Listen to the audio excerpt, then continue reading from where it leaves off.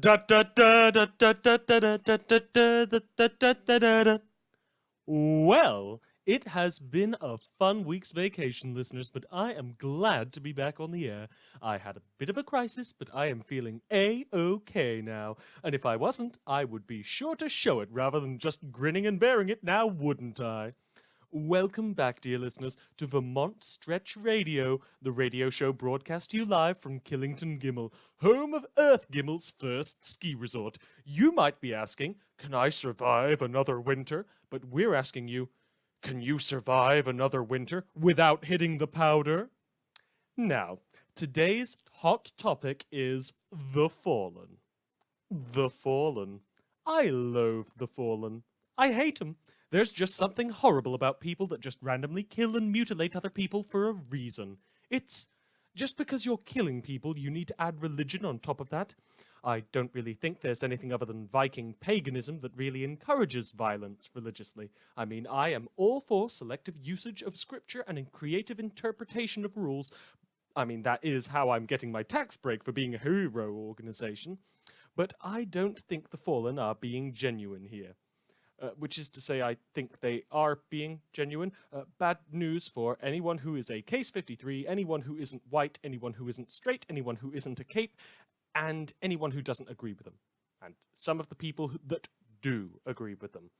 I just fail to understand, listeners, why a bunch of actively hostile people that go around setting fire to malls have been left alone. They have clearly violated the unwritten and unenforced terms of the amnesty.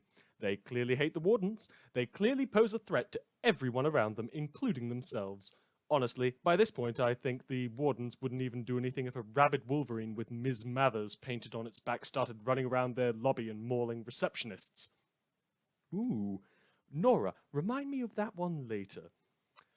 In sports news, I have managed to get a rugby team sorted for Killington. We're hoping to get a league going since it takes a lot less gear than American football, or as you like to call it, football. And unlike those idiots trying to get American football going in Gimel, we don't want anyone building giant stadiums instead of houses for all those homeless refugees back on bait that everyone likes to conveniently forget about. Everyone except John Wine, who is working to bring your friends and loved ones to our new home. In election news, Jeannie Wynn. As a quick reminder to those of you at home, we here at Vermont Stretch Radio are abusing our role as unfair and biased news to wholeheartedly recommend voting for Jean Wynn. Look for her name on the ballot and then keep looking, because her name is spelled absolutely nothing like how it sounds. Now, listeners, I appreciate that some of you might have been looking forward to more Master Stranger Awareness Month, but Master Stranger Awareness Month was already going on well beyond when it should have ended. By the PRT's old events calendar, we are now in Blaster Danger Awareness Month, but I don't think blasters make for very fun listening. So today, and in upcoming days, we are going to forgo any sort of horror story about capes in favor of The Earth That Was, a horribly offensive name for a society pre-Gold Morning that discriminates against those from Earths other than Earthbait. Sorry, got a little carried away there. We are going to be doing a fluff piece. This is the story of Nora James, a young woman who has grown up in a world where capes have shaped every facet of her life. Nora James was the daughter of a PRT officer and another less public PRT officer. Her mother was a squaddy, one of those brave police force rejects that served in the early days of the PRT when it was seen as a waste of government money. The golden age of capes was one where the idea of a few brave men and women kicking in some 13-year-old tinker's door would be seen as authoritarian rather than a fact of life, even if they had a horde of robots tear apart a bank vault earlier that week. By contrast, Nora's father worked in supplies, having secured himself a safe job. Not a cushy job, not at all. His workload was hectic, trying to make sure that rubber bullets didn't go missing, regular bullets didn't go missing, and that the local protectorate weren't trying to hide their tinker's supply budget by adding it to the requisitions list.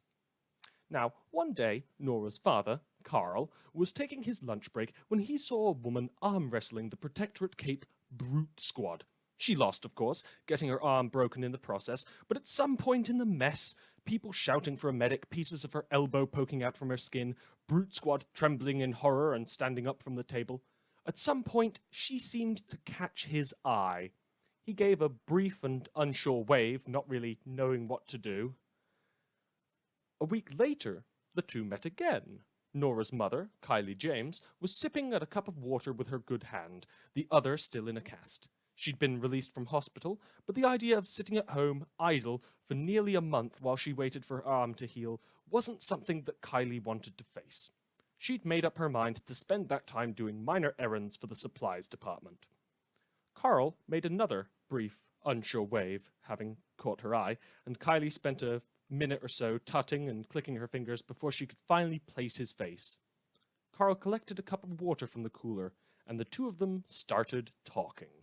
By Kiley's reckoning, it was later that same night that little Nora was conceived. More on Nora James later. Now, in music news, we are turning to the advent of Gorn metal, characterized by the love of ultraviolence, not that lizard from Star Trek. Typical lyrics of Gorn metal will describe acts of intense and wanton cruelty, mixed in with human screams. The perfect music to distract us all from the rather more mundane horrors that most of us deal with these days by reminding us of the rather more exciting horrors that we're all missing. It's like a musical slasher film. Now, we here at Vermont Stretch Radio don't try to play favorites, but Viking Funeral have asked us to give them a shout-out. And by asked us, I mean gently suggested it. Viking Funeral, a collection of Parahumans online songwriters, story writers, and online friends that finally met up with each other in the refugee camps of Earthbait. 2 years on, and their first album, Effing Love I Villains, is out, featuring their hit single, Genocide Eyes OTP. Trust me when I say that the rest of that album is just as irreverent and horrifyingly named, themed around some of the more gruesome capes of Earthbait, used as an allegory for the things that we have lost after the end of the world. For example, Snogging Acid Bath is as much a cruel and horrible love ballad with an ugly end as it is a tribute to the loss of Bait Britain. Now, with that out of the way, but in a good way, we move back to the reason we are talking about The Fallen. A recent confrontation took place between the B-list villains of Hollow Point and the heroes of Advance Guard. This may seem like a digression from The Fallen, but don't worry, we'll be getting right back to them. On the side of Hollow Point, we have villains such as Etna, a woman that throws around molten glass willy-nilly, and Nailbiter, a woman who, ironically, has very sharp nails. On the hero side, of course, we have those such as Sprite, one of those lame power copiers, and Shortcut, a man with an axe to grind. The fight was also joined in by a few unidentified capes, a woman whose logo was very badly centered, a painted doll filled with writhing tendrils, and a giant screaming human head carried aloft on spider legs. Witnesses also reported an appearance by Damsel of Distress. Damsel of Distress? One of the Slaughterhouse Nine's final members, reported dead before Gold Morning, reported alive multiple times before Gold Morning, and reported alive after Gold Morning? It seems the clone army of Slaughterhouse 9 members is still alive and out there! And this one took the side of Hollow Point and was seen with Beast of Burden, a bulky brute dressed as a bionic Brahmin. But there you have it. Damsel of Distress, still alive and active. Who knows what other members of the Slaughterhouse 9 are still wandering around out there. Anyway, the Advance Guard were forced into something of a retreat, peeling back alongside their fellow heroes after a lengthy conflict with powers. But why is this important? Well, it turns out that the villains of Hollow Point are now storming the Fallen's homes.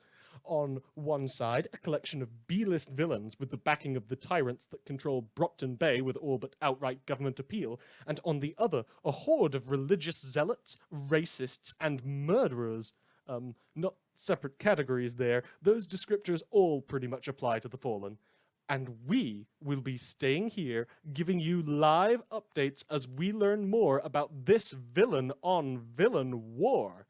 This is breaking news, and I am not giving it up to the man outside this room waiting for his turn. Hi there, William. Nice to see you, William. I paid to have this room made, William, and if you tut at me one more time, I am going to hide mousetraps in all of your kitchen drawers, William. Bye. Bye. Da da da da da da da da. This was a fan production for Parahuman audio community content. Worm, Ward, and the Parahumans series are owned and written by J.C. McCrae. Check out Worm at parahumans.wordpress.com and Ward at parahumans.net for the Ward audiobook project or the Wardiobook project, and for more audio stuff set in the Parahumans universe, visit parahumanaudio.com. Shoutouts. Kittius makes me word good. Pitta helped this one time too. Sheep is a constant source of inspiration, and Rain is now hosting us completely, since SoundCloud says I've recorded more than 3 hours now and I am not giving them a penny.